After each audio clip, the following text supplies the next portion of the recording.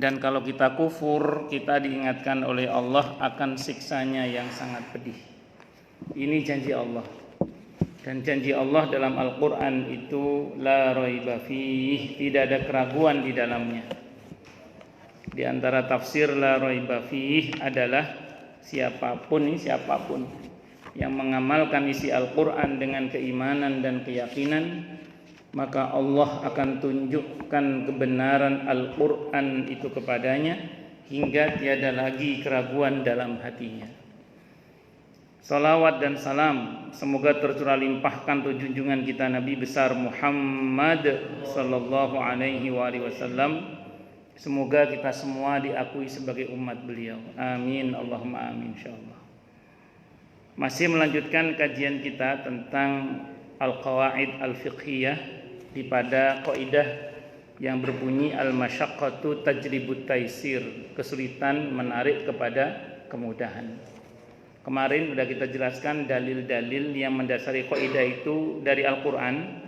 Sore ini insyaallah kita akan sebutkan dalil-dalil terkait kaidah tersebut dari sunnah atau hadis-hadis Nabi kita Muhammad sallallahu alaihi wasallam. Ada sebuah hadis dari Abu Umamah.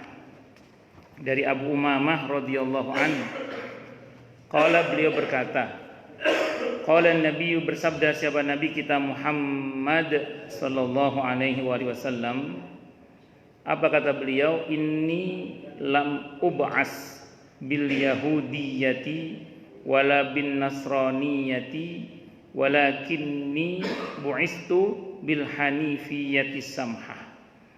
Jadi saya, kata Nabi, lam ub'as, ini sungguhnya aku, kata Nabi, lam ub'as, aku tidak diutus, kata Nabi, bil yahudi, dengan membawa agama Yahudi atau keyakinannya orang-orang Yahudi, wala bin nasraniyati, dan tidak pula membawa keyakinannya orang-orang Nasrani. Walakinni, akan tetapi aku, bu'istu, diutus aku ini, bil hanifiyati samhah, diutus untuk membawa agama yang lurus, hanifiyah, lurus, as-samhah, lagi mudah. Jadi agama Islam ini agama yang lurus dan agama yang mudah. Makanya nanti dalam Islam itu akan ada banyak aturan-aturan yang memudahkan. Makanya kan ada rumus yang mengatakan Islam ini sudah mudah dan jangan lagi dipermudah, dalam arti diremehkan gitu. Apa? Wis enteng ning aja dientengke. Nah, apa bahasa Indonesianya apa itu? Ya, jangan digampangin. Jangan digampang. Kenapa? Kan sudah gampang. Kita ini bahkan kalau kita cermati ya, tidak ada satupun syariat dalam Islam yang bertentangan dengan fitrah kemanusiaan. Tidak ada satupun. Tidak ada satupun ajaran dalam Islam itu yang bertentangan dengan fitrah kemanusiaan. Coba Anda cermati, haji bagi yang mampu, zakat bagi yang mampu, puasa kalau nggak sanggup puasa bisa diganti di hari yang lain. Kalau memang dia sifatnya betul-betul nggak bisa mengganti di hari yang lain, cukup dengan membayar fidyah. Coba bayangkan betapa mudahnya ajaran dalam Islam. Makanya kalau kita cermati juga, tidak ada hal yang dilarang dalam Islam kecuali itu juga berbahaya bagi fitrah kemanusiaan. Jadi tidak ada hal yang dilarang dalam Islam kecuali juga berbahaya bagi manusia itu sendiri. Silakan Anda cermati perbuatan durhaka yang mana coba misalnya. Sebut saja penyalahgunaan narkoba misalnya, zina misalnya, perbuatan syirik misalnya.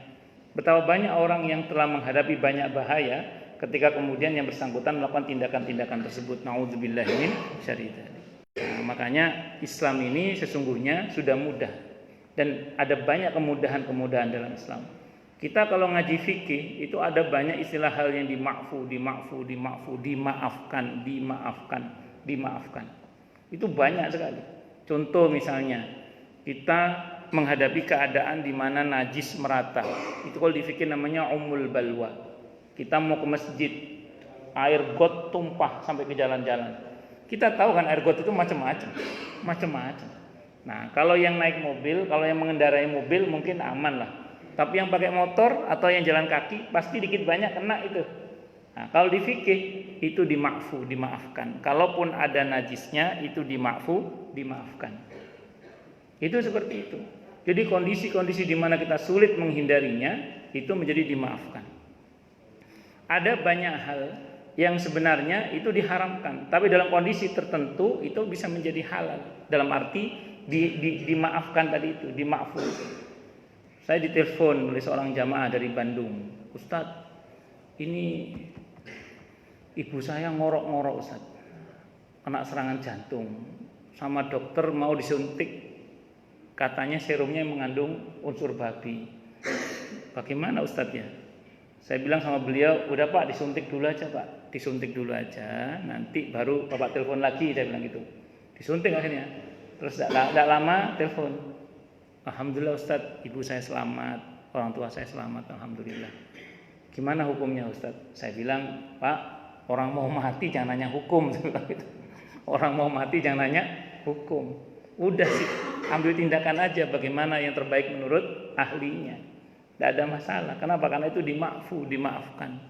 Kondisi yang darurat. Ad-daruratu tubihul mahdurat. Jadi segala sesuatu yang darurat itu menjadikan sesuatu itu yang terlarang menjadi boleh. Itu seperti itu.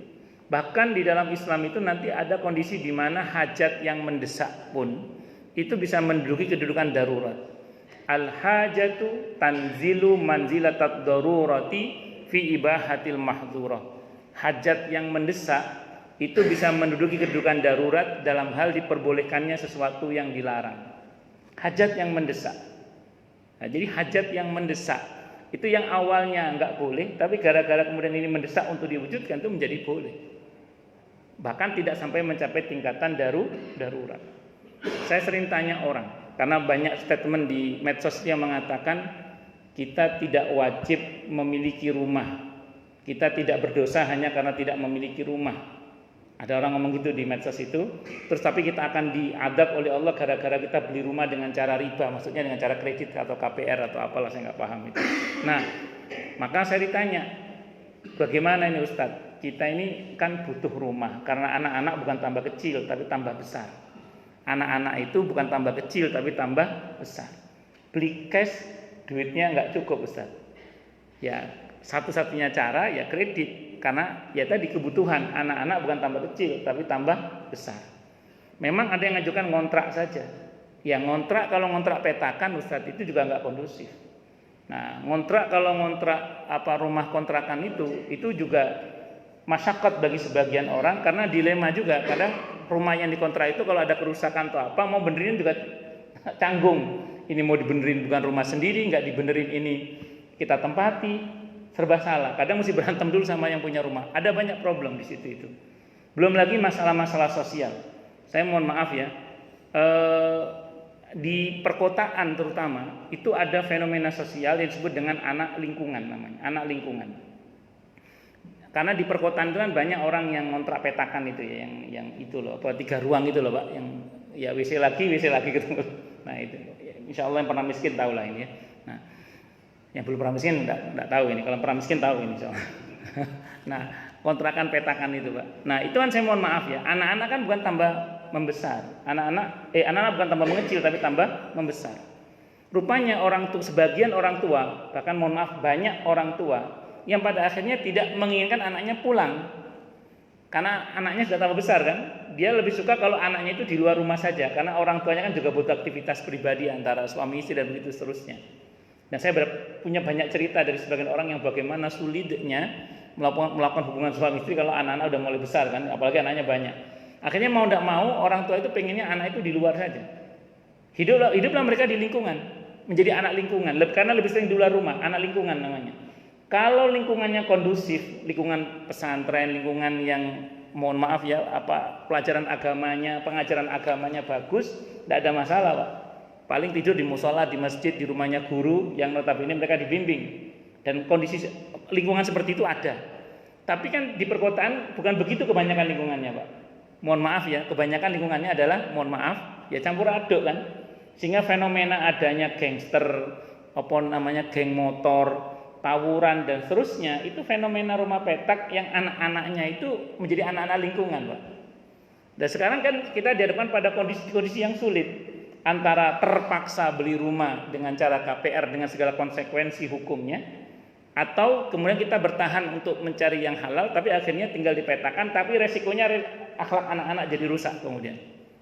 Sulit itu, kondisi yang sulit, hajat yang mendesak itu Pak. Iya pakai dal Pak, sulide. Saya sering tanyakan kepada orang yang telah berumah tangga, menurut Anda rumah itu termasuk hajat yang mendesak atau tidak? Oke, darurat mungkin tidak, tapi termasuk hajat yang mendesak atau tidak? Saya bilang gitu. Hajat yang mendesak Ustaz. Ya sudah, bismillah, lakukan, saya bilang gitu. Bukan dengan senang hati, dengan terpaksa, karena pilihannya sulit pakai dal tadi itu. Tapi itu berlaku untuk rumah pertama Pak, tidak berlaku untuk rumah kedua, kecuali kalau istrinya itu seperti itu, lain bab itu nanti itu lain bab. Allahu Akbar. Itu seperti itu. Nanti silakan dikembangkan ke persoalan-persoalan yang lainnya, termasuk terkait dengan kendaraan untuk operasional usaha. Karena nanti termasuk dalam kategori darurat itu kalau harta terancam, Pak. Nah, tapi nanti ini pembahasannya agak lebih luas ya. Tapi yang pasti ada kondisi-kondisi di mana hajat yang mendesak itu memang juga menduduki kedudukan darurat dalam hal diperbolehkan sesuatu yang dilarang. Tentu kehati-hatian tetap mesti diperhatikan, tapi kemudahan dalam Islam itu betul-betul diberikan. Yuridullahu bikumul yusra wala yuridu bikumul usra. Nah, memang saya mohon maaf ya, ada sebagian kawan ustadz ya, misalnya kalau ada orang tanya tentang sesuatu kayak tadi rumah tadi misalnya dijawab, ya udah tawakal kepada Allah, sabar saja. Tawakal kepada Allah, sabar saja. Tawakal kepada Allah, sabar saja. Apa ini jawaban yang salah? Enggak salah, Pak. Asal tawakalnya sungguh-sungguh, asal sabarnya sungguh-sungguh memang dapat solusi, Pak, insyaallah. Cuman kan kadang kita ini setengah-setengah, Pak. Nah, makanya terus para ulama ngasih jawaban fikih tadi itu. Ulama itu jawaban fikih itu sebenarnya dalam rangka agar umat ini tetap di atas koridor agama walaupun dengan pilihan hukum yang paling ringan, Pak. Saya ulang ya. Jadi jawaban-jawaban fikih itu sesungguhnya agar umat ini tetap di atas jalan hukum, di atas jalan hukum Allah, di atas kebenaran yang Allah ajarkan walaupun dengan pilihan hukum yang paling ringan, Pak. Sebenarnya itu tujuannya di antaranya. Itu jawaban-jawaban fikih. Nah, kalau cuman istilahnya ya udah kita serahkan semuanya pada Allah, kita tahu kepada Allah, ya kalau cuman begitu aja jawabannya, Pak Ijo juga bisa Pak jawab begitu Pak. Itu seperti itu. Tapi saya ulang, sungguh asal tawakal kita sungguh-sungguh, asal sabar kita sungguh-sungguh dan benar, betul Pak, dapat juga insya Allah. Dapat tahadus bin ni'am ya, kita bicara nikmat Allah. Dengan izin Allah, saya dulu ketika dalam kondisi belum punya rumah, ya banyak orang yang menyarankan untuk KPR itu karena terpaksa tadi itu. Nah, tapi alhamdulillah tidak Allah izinkan Pak. Jadi karena saya memilih untuk bertawakal dan bersabar kepada Allah, dan alhamdulillah dengan izin Allah dapat rumah tanpa KPR, alhamdulillah dengan izin Allah Subhanahu wa taala. Bukan berarti saya sudah bagus tawakalnya, bukan berarti saya sudah sabar tawakalnya, bukan. Tapi kita belajar untuk memperbagus tawakal dan sabar kita kepada Allah Subhanahu wa taala. Itu seperti itu. Nah, ini kita belajar. Nah, tapi ya tadi itu faktanya kan mohon maaf tidak semua orang sanggup untuk seperti itu, Pak. Bisa jadi karena piranti ilmunya memang masih kurang, makanya harus banyak belajar. Saya pun juga masih harus banyak belajar selama ini. Kita semua belajar. Itu seperti itu. Tadi itu hadisnya riwayat Ahmad ya. Terus hadis Abu Hurairah radhiyallahu anhu. An Abi Hurairah radhiyallahu anhu qala, beliau berkata, qama Arabiyun, berdiri wong desa. Fabala fil masjid, maka dia pun kencing di masjid. Ya, dulu kencingnya di masjid tidak ada masalah. Tetap bermasalah maksud saya, tapi enggak kayak sekarang masjidnya kan. Kalau dulu kan masjid itu pasir, Pak. Jadi begitu kencing langsung masuk ke dalam. Kalau di sini kencing ya ber-beran, Pak. Fabala fil masjid, maka dia pun kencing di masjid. Fatana walahu annas. Faqala lahumun nabiyyu sallallahu alaihi wasallam. Begitu orang itu kencing di masjid, lalu para sahabat memarahinya. Jadi manusia yaitu para sahabat itu pada memarahinya. Faqala lahumun nabi, maka bersabdalah kepada mereka para sahabat, siapa an-nabi, nabi kita Muhammad sallallahu alaihi wasallam, da'uhu, biarin sampai selesai dia kencing, biarin. Wa hariqu ala baulihi sajlan min ma'in aw danuban min ma'in. Setelah itu siram dengan satu timba atau satu ember air, dengan satu ember atau satu timba air. Fa inna ma bu'istum, maka sungguhnya kalian itu diutus muyassirina untuk mempermudah. Walam tub'asu, dan tidaklah kalian diutus mu'assiran untuk mempersulit. Jadi kita ini diutus untuk mempermudah dan bukan mempersulit. Yang dihadapi wong desa, Pak, orang yang jahil. Saat itu Arabi itu orang jahil, Pak, orang yang orang yang nggak ngerti sopan santun, orang yang belum berilmu, orang yang baru belajar. Orang yang namanya orang baru belajar itu pasti banyak kesalahannya. Nah, tapi selama dia mau belajar, maka dihormati, keberadaannya itu dihormati. Maka singkat kata singkat cerita, seseorang yang kemudian mau belajar itu dalam proses belajarnya mungkin mengalami banyak kesalahan, itu dimaklumi dalam Islam. Nah, karena dimaklumi, maka Nabi mengingatkan kepada para sahabat, sudah biarkan saja. Namanya orang belum ngerti kan. Sekarang ambil tindakan konkretnya aja. Nyatanya ada kencing situ. Caranya bagaimana? Disiram.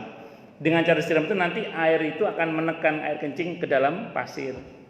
Nah, kalau dalam konteks kekitaan, andaikan ada najis misalnya ada orang ngompol tidur di masjid ngompol misalnya, naudzubillah min dzalik, atau ya ada sesuatu yang nggak enak lah misalnya, maka dipel dengan tata cara dihilangkan dulu ainun najasahnya, fisik najisnya dihilangkan dulu, terus dikeringkan, baru kemudian disiram pakai air. Itu kalau kondisi masjid seperti kita ya, yang menggunakan keramik ini. Kemudian hadis Aisyah radhiyallahu anha, titik tekannya adalah apa? Kita ini diutus oleh Allah untuk mempermudah dan bukan mempersulit. Makanya gini Pak, seingat saya dan sependek yang saya ketahui ya, kalau kita belajar dari hadis-hadis Nabi kita Muhammad sallallahu alaihi wasallam, sesungguhnya kita akan banyak temukan di bagaimana kemudian Nabi itu lebih banyak mempermudah orang untuk masuk surga, Pak. Itu yang saya tahu. Jadi Nabi itu pada banyak ajarannya itu selalu mempermudah orang untuk masuk surga.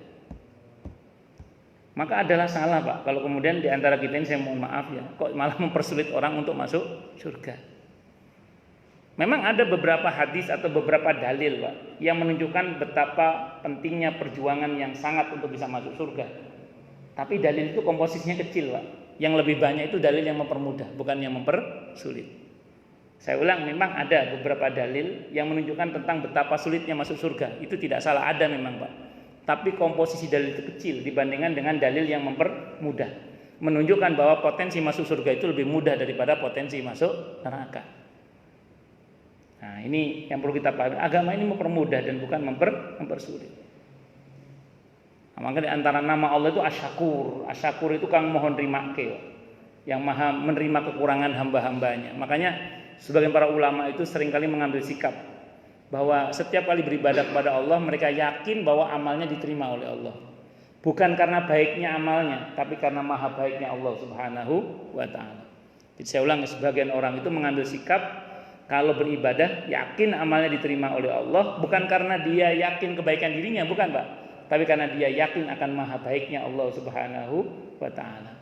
Jadi nggak salah juga Pak kalau kita beribadah terus yakin kepada Allah bahwa amal kita diterima oleh Allah insya Allah. Tapi dengan keyakinan bukan karena kita baik Pak, tapi karena Allah yang maha baik. Jadi diterimanya karena maha baiknya Allah Subhanahu wa ta'ala. Allah, hadis riwayat Bukhari dan hadis riwayat Muslim, Bukhari Muslim. Berikutnya hadis dari Siti Aisyah radhiyallahu anha ummul mukminin, annaha basungnya beliau qalat berkata, ma khuyyira Rasulullah sallallahu alaihi wasallam bainal amrayni illa akhadha aisarahuma malam yakun isman fa in kana isman kana ab'adan nasi minhu.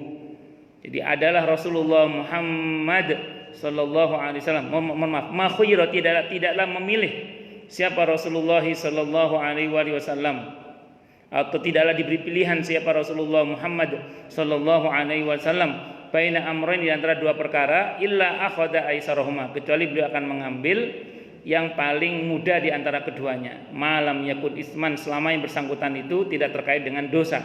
Fa in kana isman, apabila yang dipilihkan itu adalah perbuatan dosa, kana ba'adan nasi anhum, Nabi adalah orang yang paling jauh meninggalkan perbuatan dosa. Ini hadis riwayat Bukhari dan Muslim. Tapi ada catatan penting di sini. Ini catatan penting buat kita bersama ya. Jadi ada hal-hal Pak yang memang Rasulullah Muhammad sallallahu alaihi wasallam dalam kondisi darurat sekalipun seringkali Nabi itu tidak mengambil keringanan untuk menerjang yang haram. Khusus untuk Nabi itu begitu Pak. Seperti apa? Soal bohong misalnya. Soal bohong, Nabi berikan keringanan, boleh bohong satu pada saat perang. Yang kedua boleh bohong pada saat mendamaikan dua orang yang sedang bertengkar. Yang ketiga boleh berbohong suami ke istri atau istri ke suami dalam rangka untuk menjaga keharmonisan rumah tangga. bukan untuk mengkhianati atau mencidrai loh ya, tidak untuk mengkhianati atau mencidrai, tapi untuk menjaga keharmonisan rumah tangga. Dalam kondisi yang diberi keringanan, Nabi mengajarkan kepada para sahabat itu boleh, tapi Nabi nggak pernah ngambil rukhsah, nggak pernah ngambil keringanan untuk itu. Beliau nggak pernah ngambil keringanan untuk itu. Artinya sesuatu yang haram, yang namanya dosa, perbuatan dosa itu Nabi tidak mengambil keringanan itu. Walaupun Nabi boleh bohong, tapi Nabi nggak bohong, Pak. Sambil contoh gini, pernah ada orang bawa pedang datang sama Nabi kita Muhammad sallallahu alaihi wasallam, Muhammad, kamu ngelihat orang lewat sini nggak? Jadi ada orang tadinya lewat situ, Pak. Wahai Rasulullah, lindungi saya mau dibunuh oleh seseorang. Kata Nabi, sembunyi di bawah saya. Saat itu Nabi duduk di sebuah meja, kursi besar gitu ya. Terus kemudian orang itu suruh masuk di bawah kursi itu, mungkin dulu kursinya ada orang Arab kan ciri khasnya ada hambal-hambalnya gini, Pak. Masuk sembunyi di belakang atau di bawah kursi Nabi. Nabi lagi duduk, udah lama orang itu datang sambil mengurus pedang. Orang itu datang, Muhammad, kamu ngeliat orang si fulan lewat sini enggak? Nabi berdiri, Pak. Nabi berdiri. Selama saya berdiri ini, saya tidak melihat orang yang kamu tanyakan itu. Oh ya sudah, tadi dia pergi, Pak. Nabi bohong enggak? Enggak, Nabi enggak bohong. Padahal andaikan Nabi bohong pun boleh, Pak. Tapi Nabi enggak bohong, Pak. Nabi mengatakan selama saya berdiri ini, karena tadi Nabi melihatnya duduk, pas duduk. Allahu Akbar. Di antara para istri Nabi kita Muhammad sallallahu alaihi wasallam datang kepada Nabi serombongan, Pak. 9 istri di Madinah Nabi itu datang kepada Nabi. Nanya, "Ya Rasulullah, siapa di antara kami yang paling Anda cintai? Siapa di antara kami yang paling Anda cintai?" Itu kalau Nabi nyebut salah satunya perang, Pak. Kalau Nabi nyebut salah satunya perang. Siti Aisyah radhiyallahu anha bilang, kalau saya cemburu, andaikan telur diletakkan di dadaku matang, Pak. Kata Siti Aisyah radhiyallahu anha. Kalau cemburunya Siti Aisyah itu andaikan telur diletakkan di dada saya matang. Itu Siti Aisyah, Pak. Dadanya Siti Aisyah telur matang, Pak. Kalau istri bapak dadanya, bisa kosong itu telurnya itu. Nah, singkat cerita, Nabi mengatakan, "Okamakal, pulang dulu. Nanti saya jawab," katanya. Akhirnya pulang, Pak. Kebiasaan Nabi itu setelah sholat subuh sama sebelum maghrib itu menemui semua istrinya, Pak. Hari itu beliau menemui semua istrinya. Satu persatu istrinya itu diberi cincin. Satu persatu istrinya diberi cincin. Diberi cincin, Pak. Satu persatu istrinya itu diberi cincin. Tapi Nabi pesan jangan ngomong-ngomong ya. Nah, berarti boleh orang punya rahasia itu boleh, Pak. Dikasih semua cincin. Jadi dikasih semua cincin, tapi bilangnya apa? Jangan ngomong-ngomong. Akhirnya para istri sesuai dengan waktu yang dijanjikan ketemu lagi sama Nabi kita Muhammad sallallahu alaihi wasallam. "Ya Rasulullah, bagaimana? Siapa di antara kami yang paling Anda cintai?" Nabi mengatakan, "Aukamakal, yang paling saya cintai adalah yang saya beri cincin," kata Nabi. Akhirnya semua pulang merasa paling dicintai. Dan Nabi nggak bohong, Pak, karena Siti Aisyah radhiyallahu anha yang termasuk diberi cincin. Nah, padahal andaikan beliau bohong bisa, boleh, karena dalam kondisi itu menjaga keharmonisan rumah tangga. Tapi beliau tidak bohong. Itu bahkan dalam bercanda pun Nabi tidak berbohong. Nah, ada seorang sahabat datang, nenek-nenek kan, ditanya, "Ya Rasulullah, apakah orang seperti saya bisa masuk surga?" Kata Nabi, "Nggak bisa." Nangis, Pak, nangis. Aduh, nangis nenek ini. "Kenapa nangis, Nek?" katanya. "Karena engkau mengatakan orang seperti saya tidak bisa masuk surga." Kata Nabi, "Iya, nanti di surga nggak ada orang tua, semua menjadi muda. Jadi kamu nanti akan jadi muda dan bisa masuk surga." "Iyalah ya Rasulullah," kayak ngomong-ngomong kayak kalau bahasa kita kira gitu. Nah, tapi Nabi mencandai nenek-nenek itu karena Nabi sudah ada kedekatan emosional, Pak, sudah kedekatan keakraban. Sehingga ketika dicandai itu nenek-nenek itu nggak pakai baper terus mengatakan, "Kayaknya Rasulullah ada hati deh sama saya." Enggak gitu, Pak. Jadi Rasulullah ya bisa ngemong perasaan seseorang, tapi tidak berbohong walaupun dalam keadaan bercanda. Nah, untuk kita rukhsah itu berlaku, Pak. Untuk kita itu rukhsah berlaku. Jadi andaikan terpaksa Anda berbohong untuk menjaga keharmonisan rumah tangga Anda, tidak dalam rangka untuk mengkhianati atau mencidrai, silakan, tidak ada masalah. Ketika kemudian Anda berbohong dalam rangka untuk mendamaikan dua orang yang sedang berantem, silakan, tidak ada masalah. Dan andaikan, tapi saya ulang, kalau untuk Nabi memang beliau tidak, dan Nabi itu adalah orang yang paling jauh terhadap perbuatan dosa itu, dan Allah menjaganya dengan sifat maksumnya itu. Nabi itu bersalah mungkin, Pak. Nabi itu bersalah mungkin, tapi berdosa tidak. Nah, saya ulang, Nabi itu bersalah mungkin, berdosa tidak. Itu saja salahnya mesti direvisi oleh Allah hingga menjadi nggak salah lagi. Jadi awalnya mungkin salah, tapi akhirnya nggak salah. Itu para nabi, namanya maksum. Jadi itu jaminan untuk para nabi. Para nabi terjamin. Selain nabi nggak terjamin, Pak. UST, Ustadz, Tengku, Ajengan, KH, Kiai Haji, atau HK, hampir Kiai itu nggak jaminan semua, Pak. Gitu. Ya pokoknya KH, Kiai Haji, kalau HK hampir Kiai itu nggak jaminan semua. Yang jaminan cuma Nabi dan Rasul. Nah, itu Nabi dan Rasul itu jaminan. Semua ayat dan hadis ini memberikan sebuah faidah bahwa agama Islam tidak datang untuk membawa kesulitan, akan tetapi datang dengan membawa kemudahan-kemudahan. Syekh Abdul Rahman As-Sa'di rahimahullah rahmatan wasi'atan berkata, seluruh syariat Islam itu lurus.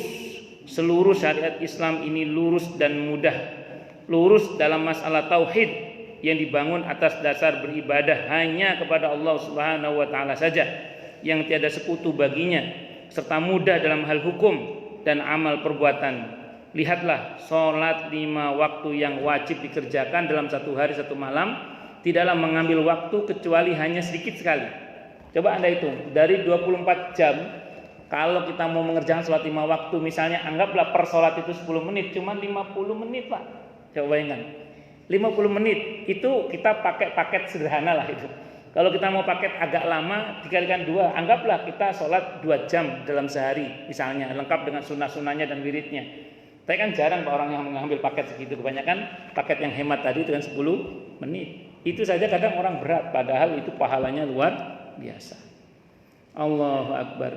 Begitu juga zakat. Itu hanya sebagian kecil dari seluruh harta, dan itu pun harta yang berkembang, bukan harta yang tidak berkembang. Saya pernah tanya orang, ini rumus. Yang Allah ambil dari harta kita itu selalu lebih sedikit Pak dibandingkan dengan yang menjadi hak kita. Saya ulang ya, yang Allah ambil dari kewajiban harta itu selalu lebih sedikit dibandingkan dengan yang untuk kita.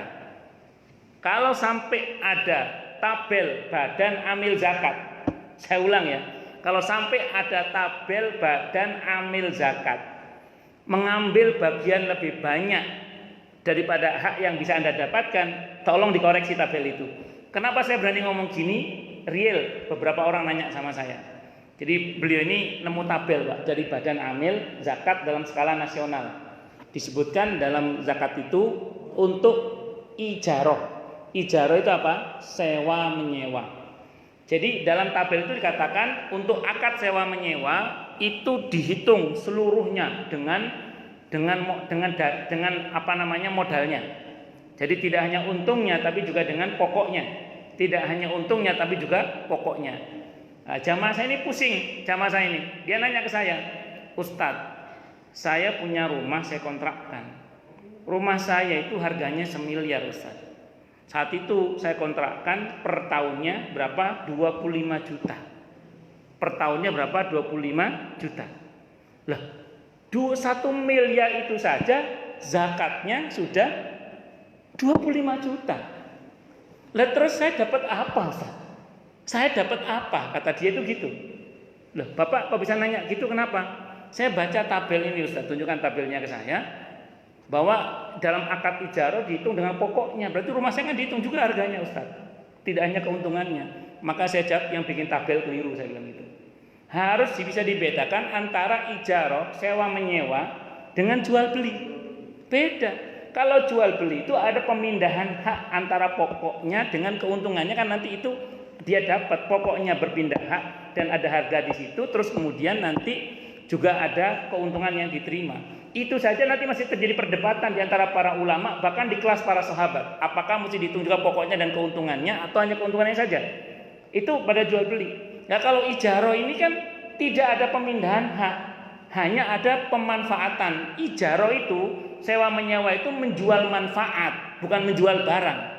Nah kalau misalnya pokoknya mesti dihitung, itu yang punya restoran itu mesti dihitung juga itu. Restoranan berapa harganya, mejanya berapa harganya, sendoknya berapa harganya. Mesti dihitung semua. Nyatanya tidak dilakukan kan? Tidak. Kenapa? Karena ijarah itu tidak ada jual beli pokok. Jadi pokok itu tidak diperjualbelikan, tidak dipindahkan. Yang ada hanyalah pemanfaatan. Makanya tabel itu salah, saya bilang gitu. Jadi ada juga Badan Amil Nasional itu, menurut saya perlu diskusi juga itu. Jangan gegabah menetapkan zakat sehingga kemudian akhirnya yang ya tadi akibatnya tadi, bayangkan rumah 1 miliar saja zakatnya sudah 25 juta. Nah, sementara rumah itu disewakan 25 juta. Lalu dapat apa dia terus? Satu. Kemudian yang kedua, ada jamaah saya itu dia kerjaannya itu loh Pak, apa bikin iklan apa itulah itu. Nah, itu untuk membuat iklan itu kan dia butuh modal. Modalnya itu sekian miliar, saya nggak tahu berapa miliar itu. Anggaplah 1 miliar biar gampang ya. Modalnya 1 miliar. Keuntungan bersih untuk dia itu cuma 100 juta. Keuntungan bersih untuk dia itu berapa? 100 juta. Terus dia nanya kepada salah seorang ustadz, apakah 1 miliar yang dia dipinjemin temannya itu mesti dihitung juga zakatnya? Saya ngomong zakat, nggak ngomong pajak lah. Kalau pajak kan Anda ahlinya. Ini apakah mesti dihitung juga ini zakatnya 1 miliar yang pinjem ini? Sementara keuntungan 100 juta saja atau per 1 miliarnya? Dia nanya gitu sama saya. Karena gini Ustaz, kalau nanti kita hitung-hitung, misalnya dari 1 miliar, saat itu 3 miliar modalnya, 3 miliar. Per 1 miliarnya berapa? 25 juta. Itu ketahuan udah 75 juta kan? Plus kena 100 jutanya masih dipotong lagi 2,5%-nya. Lah terus gimana ceritanya Ustaz? Kok saya malah dapat lebih sedikit, zakat saya kok malah lebih banyak? Maka saya jawab, mohon maaf Ustaz itu keliru, saya bilang gitu. Nah, saya jawabannya sederhana aja. 3 miliar itu uang Anda atau bukan? Bukan. Ya kembalikan dulu ke orangnya loh. Anda tidak dikenai beban untuk yang bukan uang Anda. Saya bilang gitu. Dalam Islam itu gitu. Makanya kembalikan dulu itu ke bos Anda. Anda hanya wajib mengeluarkan zakat dari yang milik Anda saja. 2,5%.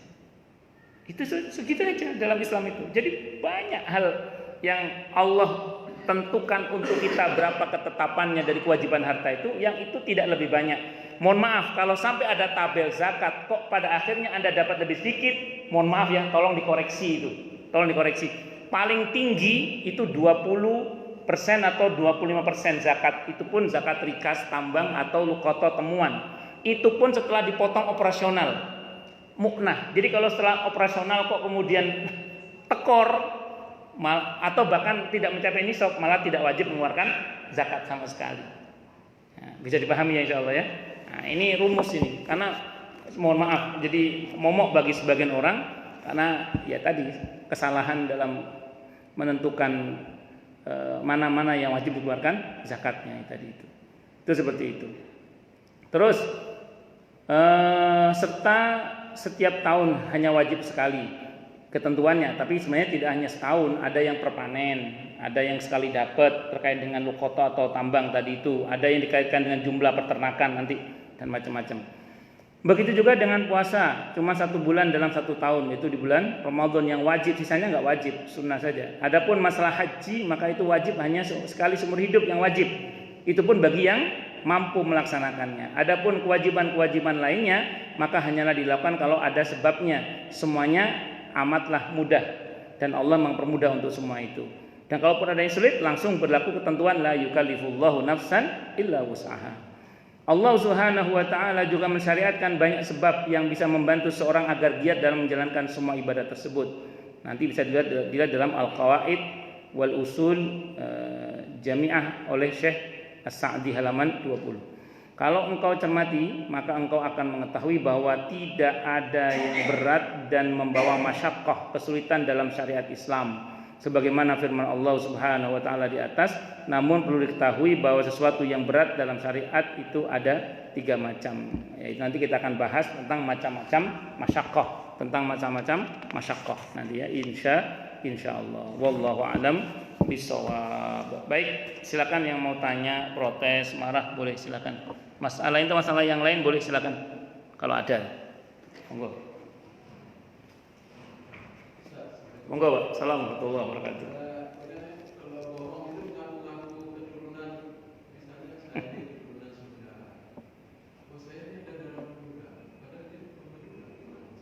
Baik. Tidak boleh. Tidak boleh. Bahkan mengaku-ngaku nasab yang bukan nasabnya itu dilaknat dalam Islam. Saya ulang, yang mengaku-ngaku nasab ya yang bukan nasabnya itu dilaknat dalam Islam. Nah, kecuali dia begini, saya ini kalau diurut-urut ada keturunan Madura, tapi tidak tahu keturunan keberapa gitu. Ya, saya bapak Jawa, ibu Jawa saya ini. Cuman kata mbah saya, tapi saya nggak ngaku-ngaku, cuman kata mbah saya itu ada keturunan Madura, Sumenep katanya. Tapi kata mbah saya, tapi saya nggak berani mengatakan saya keturunan Madura, nggak, nyatanya bapak saya, ibu saya Jawa semua. Itu seperti itu. Itu contoh, Pak. Tapi kalau sampai ngaku-ngaku dengan sangat meyakinkan, saya ini keturunan Prabu Brawijaya misalnya, ke-5, saya keturunan Sunan ini misalnya, saya keturunan. Nah, kalau sampai yakin, secara meyakinkan dia mengatakan seperti itu, dan saya mohon maaf ya, ternyata tidak terbukti yang bersangkutan adalah keturunan yang dimaksud, itu mohon maaf ancamannya dilaknat. Laknat itu dosa besar. Nah, di antara dosa besar nanti kalau Bapak baca dalam daftar kitab Al-Kabair karya Imam Adz-Dzahabi, itu di antara daftar dosa besar itu adalah mengaku-ngaku keturunan seseorang padahal bukan keturunannya. Gitu Pak ya. Wallahu a'lam bishawab. Ya. Silakan yang lain kalau ada. Kalau Bapak keturunan Padang kan ya?